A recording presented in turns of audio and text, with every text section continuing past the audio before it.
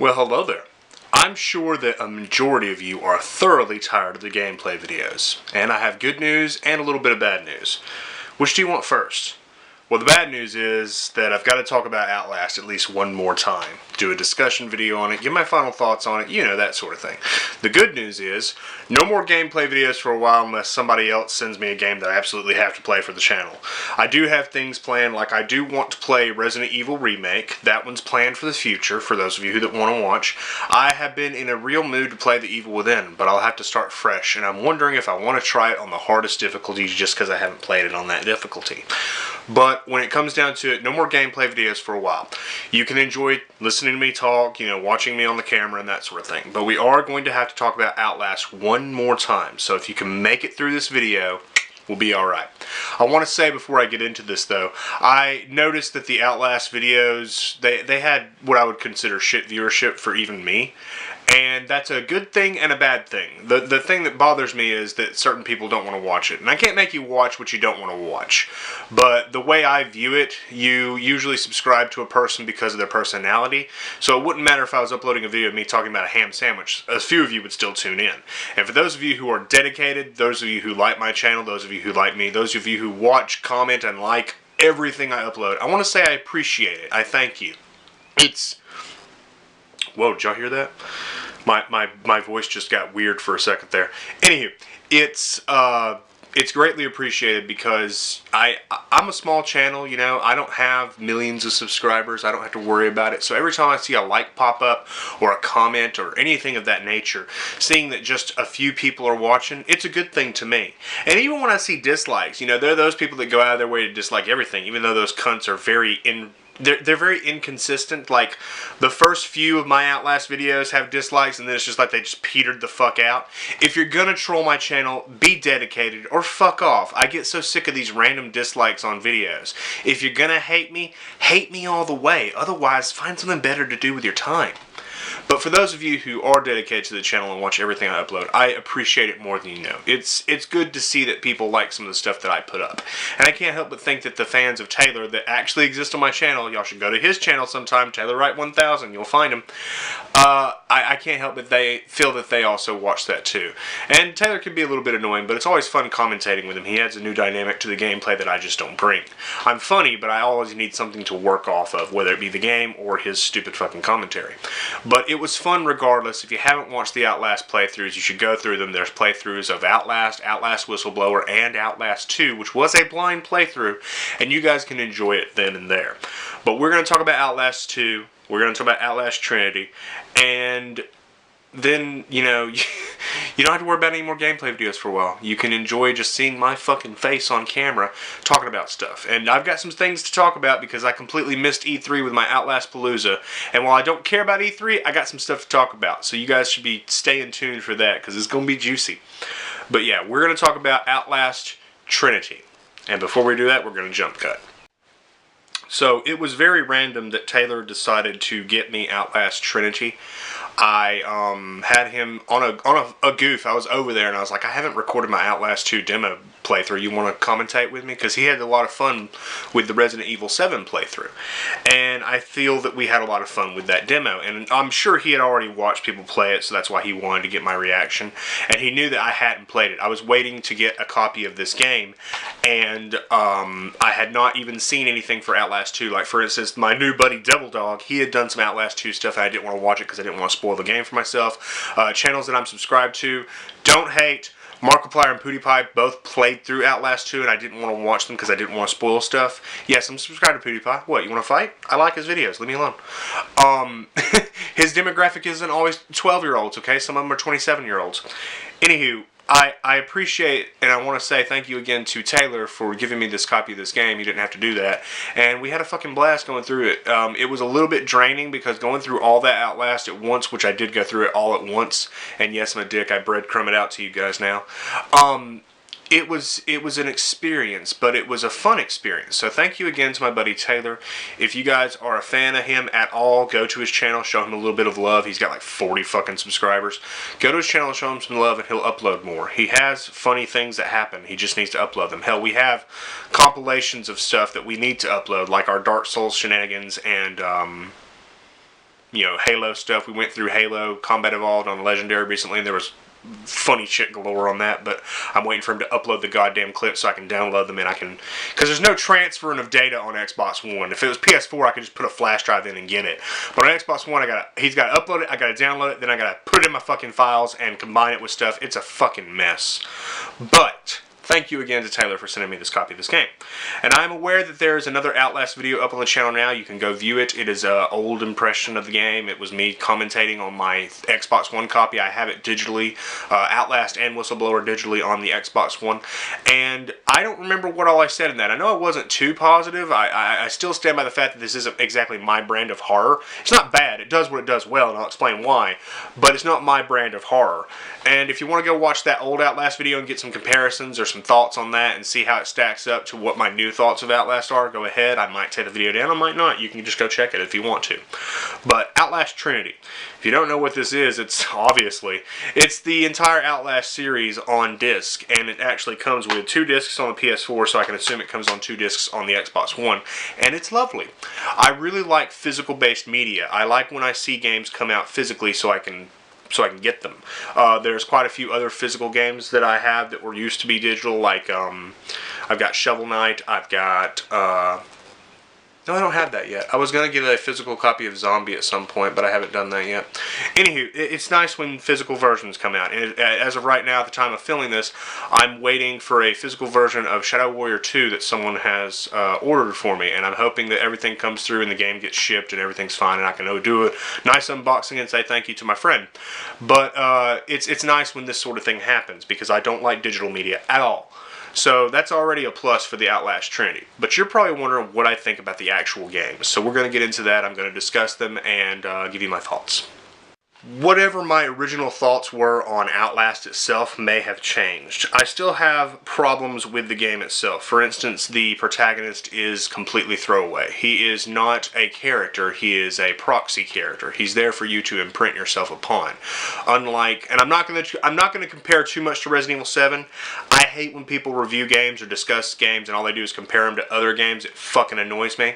But I will compare to Resident Evil 7 a little bit here and there just to give you guys a grounds for comparison. Unlike Ethan from RE7, the main character in Outlast is a wet blanket. I think that Ethan in RE7 is a better character than Miles, and I think he's a better character than, I can't even remember the name of the guy from fucking Whistleblower. Those 2 characters were not characters. They were fucking, flesh suits that you put on and played through the game in. But the gameplay mechanics that are in place in this, like I said, it's not my brand of horror, but what it does well. Red Barrels have crafted something that is adept at what it tries to do. It's set in first person. There is no combat whatsoever. The only times you can even remotely fight back or defend yourself are scripted sequences. And most of the other times you just die. But it has this dichotomy between being able to see and having enough battery life to power your camera. The camera is very quintessential. It's important to the gameplay. You can see normally in a lit area, but if you're in any sort of area that doesn't have any light sources, you're pretty screwed unless you use the night vision on your camera.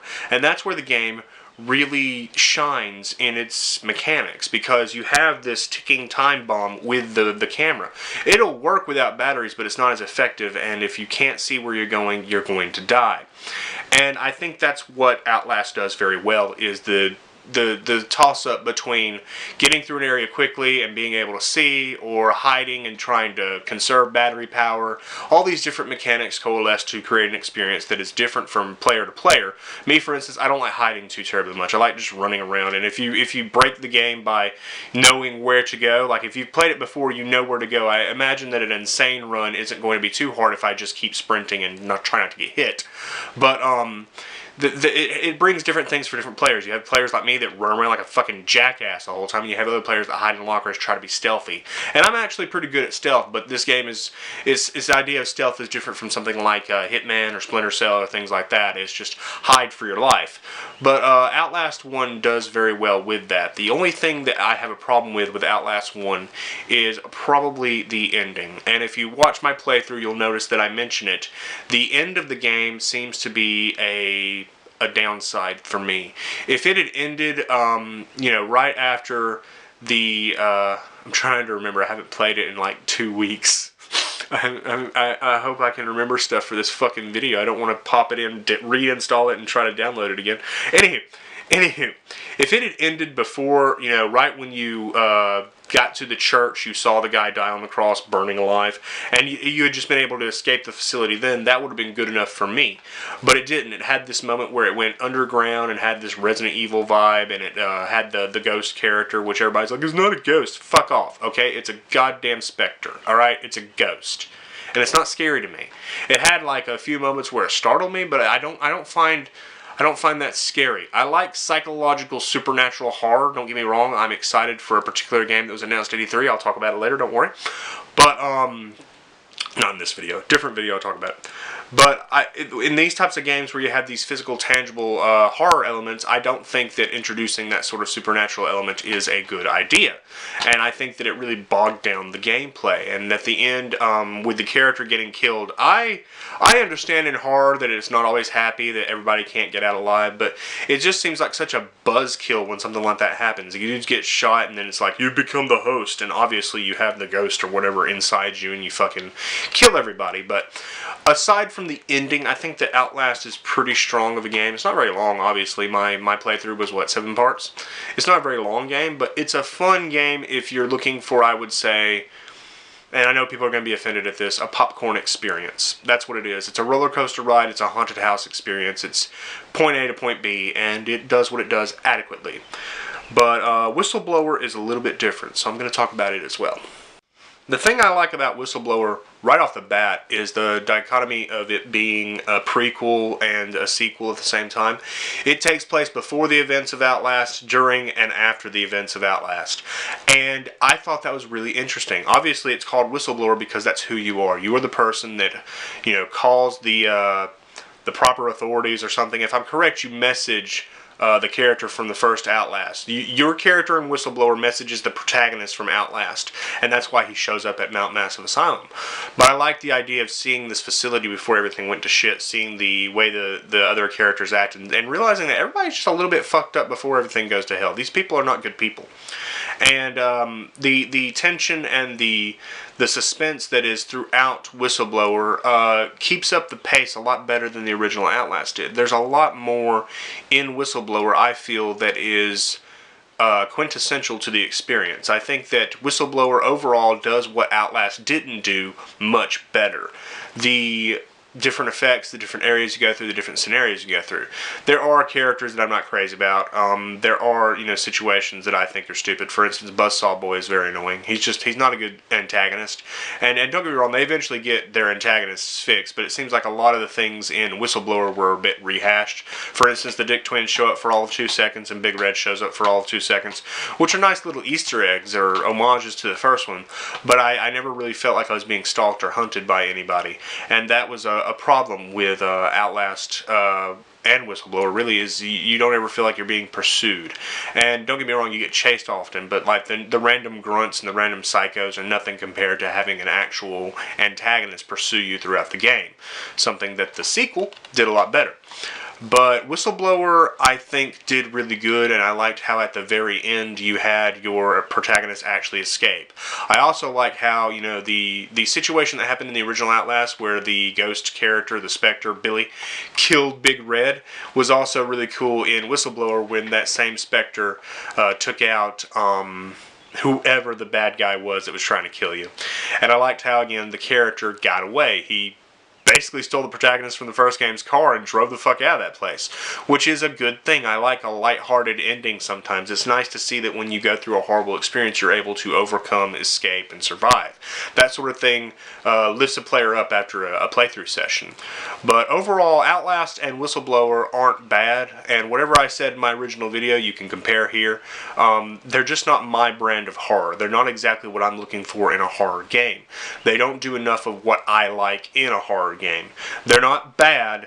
They are very good in what they are for being such an indie production and having such a small team work on them, and keeping up the pace of the horror, the gore, the atmosphere, the story. All these things coalesce to form a good experience.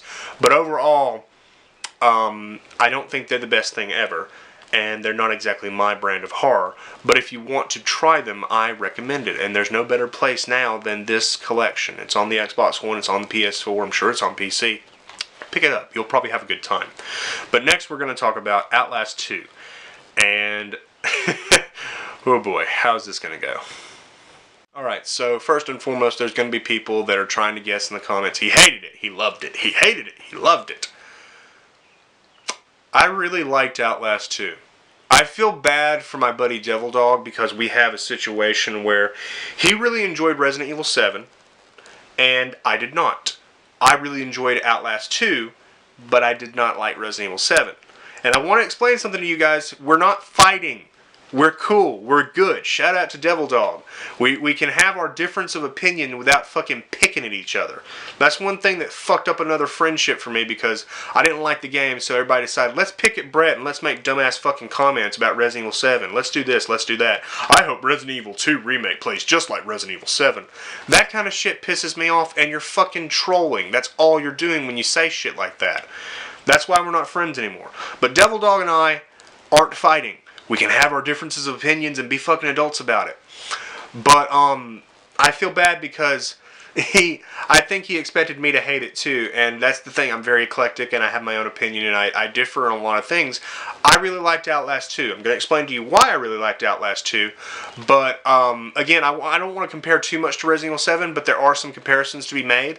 But, I enjoyed Outlast 2 thoroughly.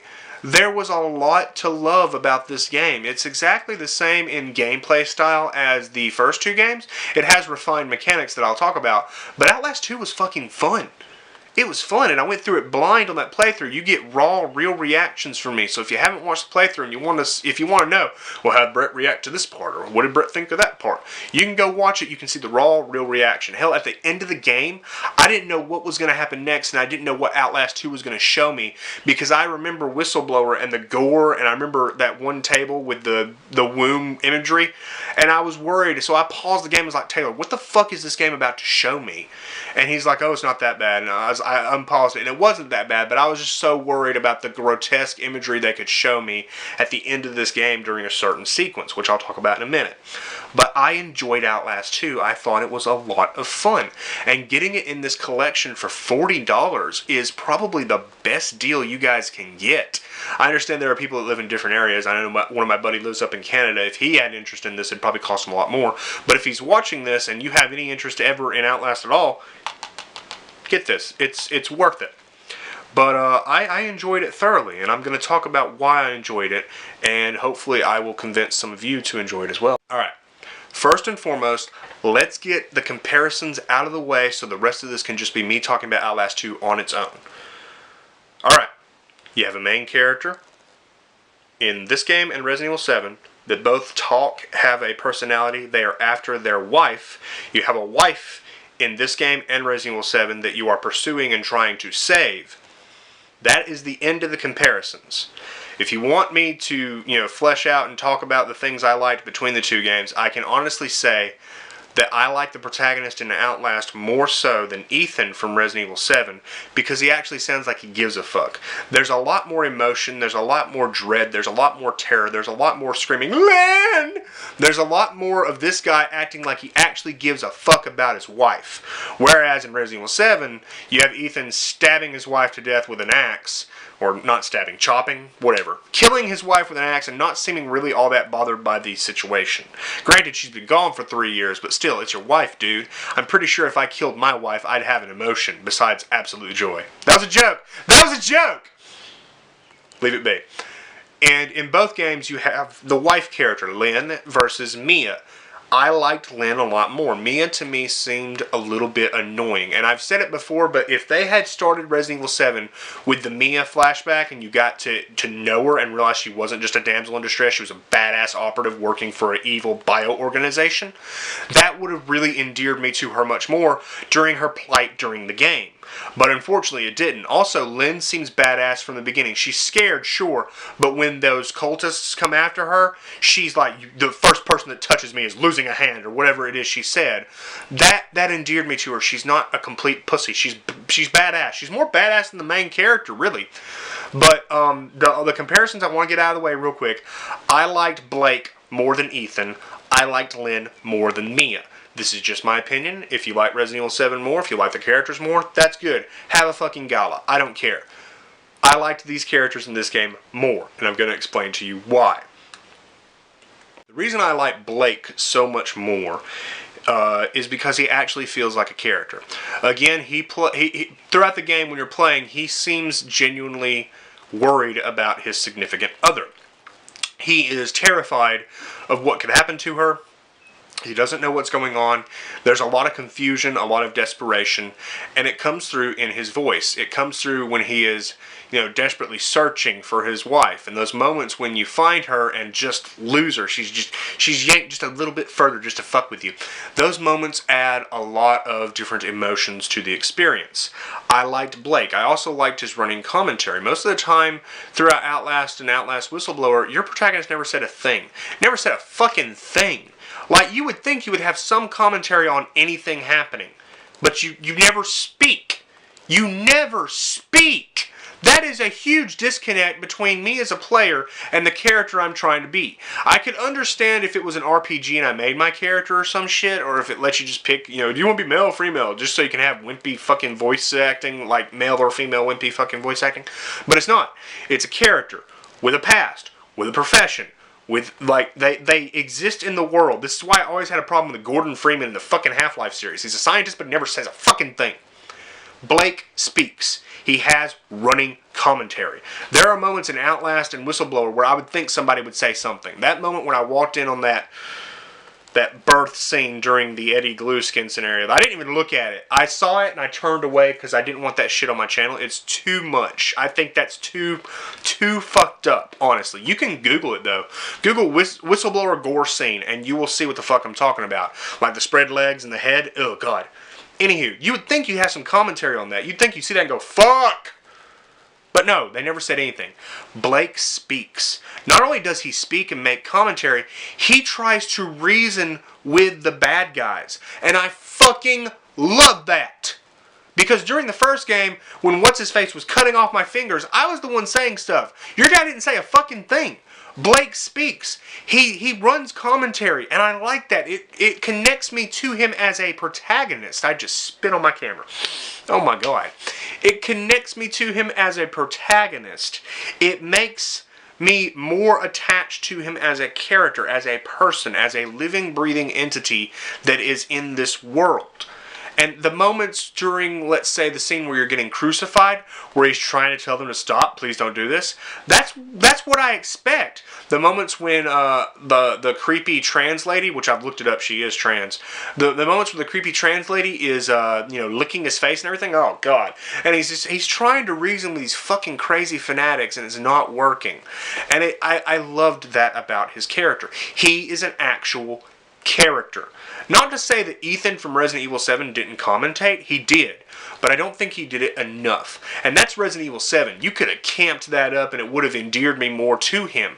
There could have been some cool one-liners, but instead it's just like, fuck you, stay down. I felt like I was playing DMC at one point with that with that moment with Marguerite and all the shit she taught during her fight. That was so fucking stupid. Shit cock! Ugh, I hate that fucking shit. But I liked his character a lot. Okay? I'm done talking about Blake for the moment. On the other hand, you have Lynn. And Lynn has so much more personality than another character that I don't want to compare to right now as well. I really enjoyed trying to save her, and I enjoyed her commentary, and I enjoyed those moments. There are moments in this game that bothered me because, whether you want to call it sexist or not, I find it bothers me in my, inner being when kids or women get hurt in fiction.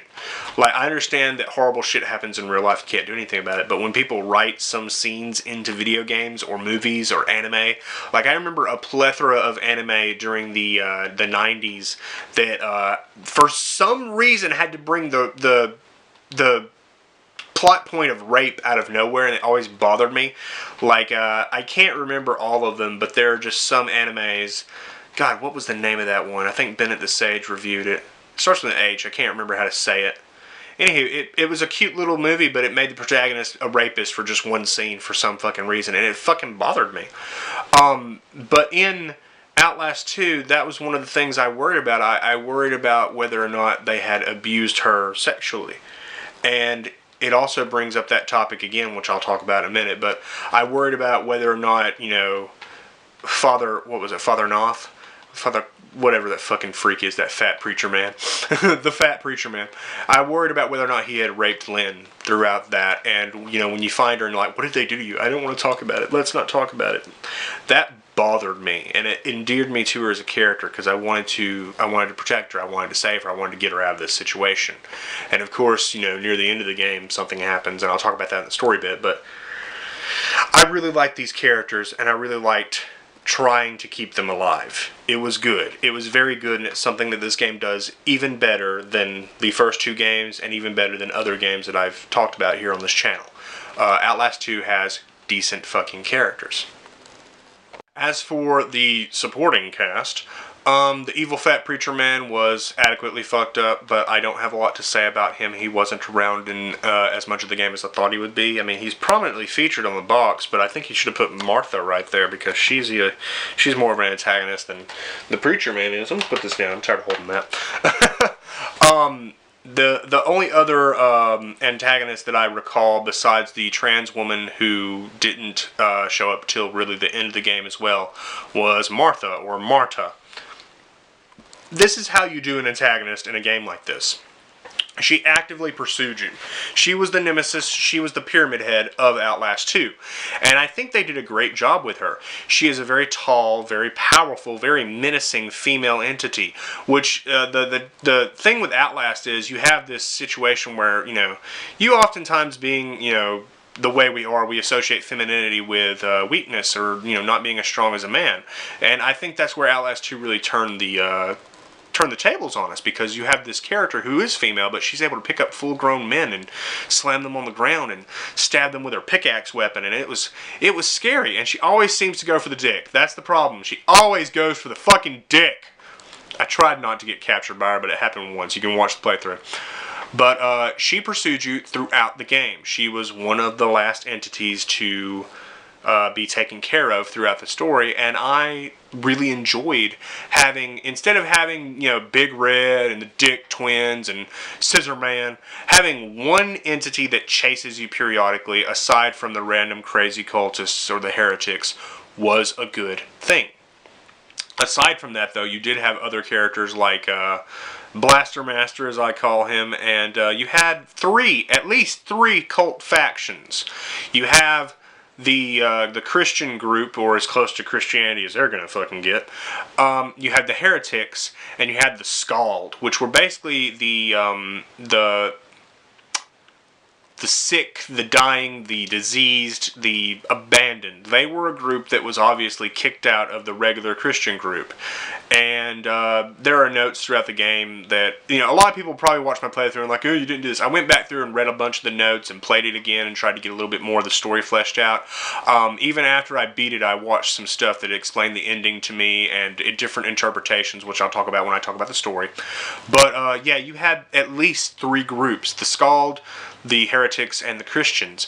And I thought that was very interesting, because up until that point I just thought it was crazy Christians, and the game leads you on, and it's like, oh, there's two groups, oh fuck no, there's three groups.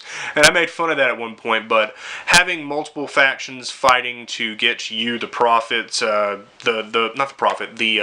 father of the beast and things like that, having them chase you and everything and want to get you was interesting. Actually, I think the Skull did think you were their prophet, because that one dude crucified your ass. But it was good. The characters, the supporting cast, the antagonists, everything about that was good. I enjoyed it quite a bit. Let's talk about the story real quick. The story of Outlast 2 is that, again, you are a journalist, like the character from the first game.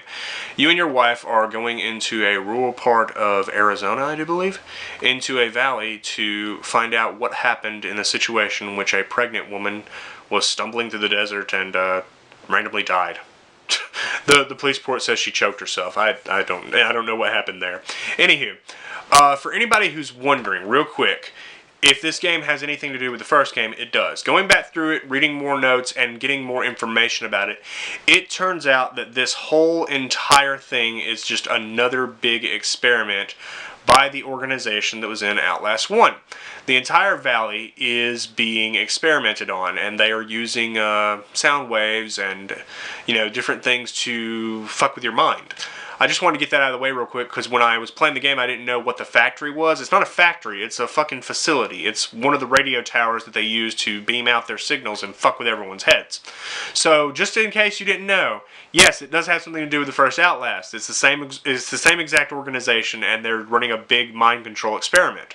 That's what those giant white lights are that fuck with everybody's heads, and that's what happens throughout the game as you're playing when you hallucinate. The thing about the first Outlast that I didn't like was that it tried to introduce supernatural elements, and it clashed with what was going on. With Outlast 2, instead of them being supernatural elements, it's a sort of psychosis. It is you slowly going insane, and you are basically retreating into your mind and remembering bad things from your past. And I loved this element. I made some comments like it was too much or this or that or you're confusing me, but actually I fucking loved it. Throughout it, I was enjoying it because I play a lot of Silent Hill, and Silent Hill deals with this sort of supernatural and psychological type of horror, and I liked that it was all in Ethan's head. Some of the things he was seeing, you didn't know if it was real or not, and sometimes he would black out, wander the halls of his fucking school, and then show up back in the game. And a lot of times you would wonder, like, why isn't he getting killed during these situations? Well, no, most of the time when he was hallucinating, you could probably factor that a lot of other people are hallucinating too. And he would wander into scenarios like that one moment when he, and you saw this in the demo, that moment where he was in the school and then he was back in the real world and the dude just grabbed him and threw him down the stairs. I like to think that Ethan was just wandering around. Ethan. I called him Ethan! I'd like to think that Blake was just wandering around in a daze and stumbled upon this dude, and when he snapped back to reality, he's like, oh fuck. But what happens is, throughout the course of the game, you are slowly going crazy. You're hallucinating. You're trying to find Lynn. You're trying to stay alive, and you're slowly going crazy. And this is all because of the white light, and this is all because of the signals being beamed from the radio towers from the evil organization. I can't even remember the name of the organization. I want to say Abstergo, but I don't think that's right. I think that's something else. Anywho, when it comes down to it, I liked this element. I liked, on top of just like, oh, I've got to save my wife, I've got to not die, there's these moments where you're hallucinating and you're remembering another supporting character, Jessica, and Father weird fucking thing on his face. So, I mentioned earlier about the concept and the plot point of rape and sexual abuse. And I want to approach this respectively because this is a touchy subject. Rape and sexual abuse is I would say the second worst thing you can do to a human being. Aside from outright murder, rape is the most horrible thing you can do to a human being. Sexual abuse, molestation, things like this. They make me uncomfortable, they should make you uncomfortable. Throughout Outlast 2, I got the vibe that something sexual had occurred. And I didn't know if it was Blake that had done it, or if it was this entity chasing him, which I liked that in the real world you had to worry about Marta, and in the nightmare you had to worry about Father Weird Thing on his face, because that's what that fucking hand monster is. And if anybody's wondering, I would imagine that the moments where you would just accidentally die during your nightmare, you got killed by somebody in the real world, if anybody's wondering about that. But throughout the game, I didn't know if Blake had done something bad or if it was someone else. Because, again, I play Silent Hill, and Silent Hill's always got somebody bad going through shit. Like, I think the only character in the entire franchise who didn't do anything wrong was probably Henry Townsend from Silent Hill 4. Like, the only thing he fucked up on is he decided to go into an apartment building that was possessed by an entity that was linked to Silent Hill. Anywho, almost always Silent Hill you play as bad people that fucked up and the town calls them there and it punishes them. And so I felt like, until I knew about the evil organization and everything, I thought that maybe he was being punished. Maybe there was a supernatural element I wasn't following and he was being punished. It was his own little purgatory. Playing through it and getting other people's interpretations, you can interpret what happened to Jessica in one of two ways, I think. It's either a situation where she was being sexually abused by the priest and Blake could not or would not help her. I actually got physically angry when it forced me to abandon her at that one moment. That pissed me the fuck off. Either Blake would not or could not help her, and she actually did commit suicide and hanged herself, which is the imagery you see throughout the game. Or, and this is all up for interpretation because we really don't know what's happening, or he did stumble upon her as she was being abused and murdered by that priest. So I'm not entirely sure which one is possible. There have been people that have said, oh, he did kill her and you did see it, but he warped your mind and told you that she hung herself, and your child brain, fandangled that. And I didn't know, but it bothered me so much. That is a concept, that is a story plot that I am not a fan of. It makes me uncomfortable. And Outlast did a real good job in fucking with me on that accord. It was disturbing, and it was not pleasant. Rape is never pleasant. Sexual abuse is never pleasant. Doing bad things to kids fucks with my head. And I really did feel bad for Jessica. I gotta get off this topic. Let's change the topic and talk about something else in the story I don't like. Sorry. The other elements of the story, and obviously I'm spoiling stuff, but you guys know I spoil stuff in my discussions. The other elements of the story is towards the end of the game, you reunite with Lynn, and you perceive her to be pregnant. There are interpretations that you could have had you not learned that it was an experiment by the organization. At first I thought, okay, it's the Antichrist. It's literally raining blood from the sky. This is the Antichrist. I have given birth to the very purple Antichrist. It was purple on the TV. I don't think it's purple in the recording. Anywho, I have birthed the Antichrist, and the world is ending. And what I perceived at the end of the game was basically the apocalypse, the sun exploding, so to speak. What happens at the end of the game is Lynn dies, no doubt due to her own injuries that you just perceive as being pregnancy.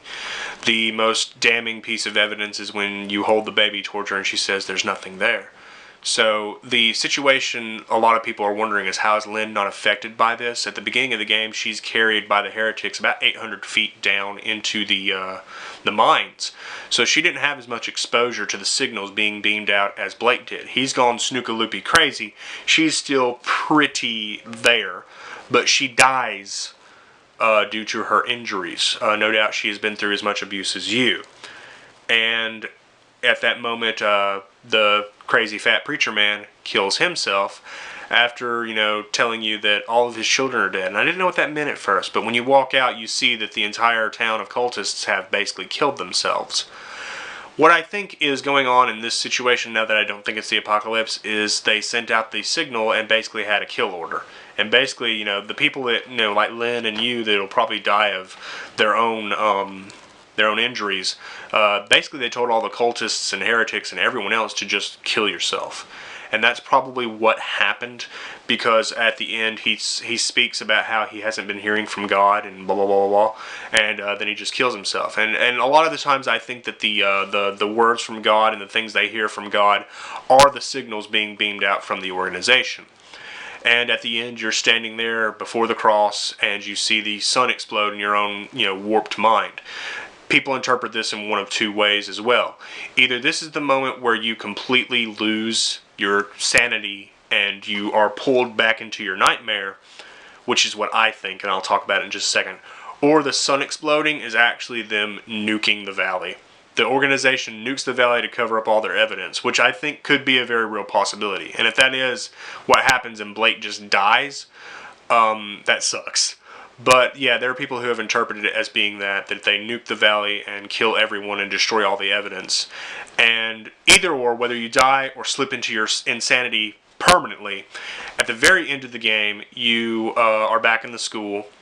And I apparently got a different ending that some people do. There is a moment where you wander around trying to find Jessica, and you walk to the back room and you do find her.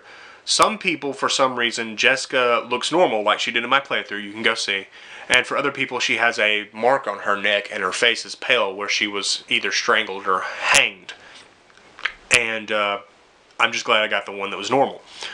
But in the end, Blake reunites with Jessica, and they sit there and they pray. So it's either a situation where he's gone crazy and retreated into his nightmare again, or he's dead, and that is his version of heaven. Because if you go back and read the notes and you watch you watch your recordings, which do tell you more about the game, it becomes very apparent that Jessica was his first choice and Lynn was his second choice. And I feel bad for Lynn, but I also feel bad for Jessica, and I feel bad for the entire group that they didn't have a good time. But overall, the story in Outlast 2 is a lot better than Outlast and Outlast Whistleblower. And the gameplay is a lot better. And I love it. I haven't mentioned the gameplay. The only thing that really changed is that now instead of just hiding under beds, you can actually go prone like you can in Call of Duty. You can go all the way down on your belly and you can scutter under, things that you can hide under. And you have an inventory system.